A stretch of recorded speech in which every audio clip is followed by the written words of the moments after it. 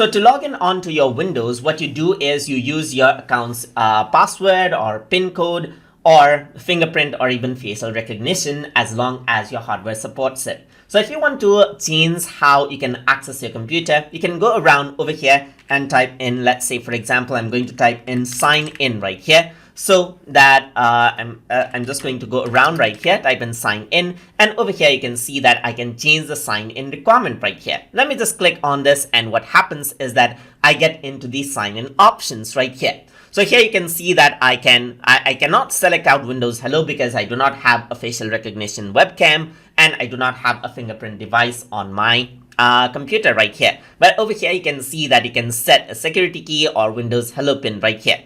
Once you click over here, then what happens is that you can change around the key according to how you like it. So I have to enter out my current pin because I already have a pin set up right here. So let me just go around and set a new pin right here, just like this. Let me just go around and type in the pin right here. I can also include letters and symbols if I want to. Press OK, and the pin is changed out. Similarly, I can have a physical security key as well. So I can have a pen drive which I need to insert to actually access my account as well. Similarly, you can go around, set out other things over here, and you can have other applications over here. You can also change your Microsoft account password right here. So if you were to click on this, then what happens is that you can go around onto your Microsoft account. You can go around over here onto your Microsoft account from your web browser, and you can change the password online as well from over here from your Microsoft account, so that you can use the password that you have with your account to sign into your computer as well, which is actually the primary method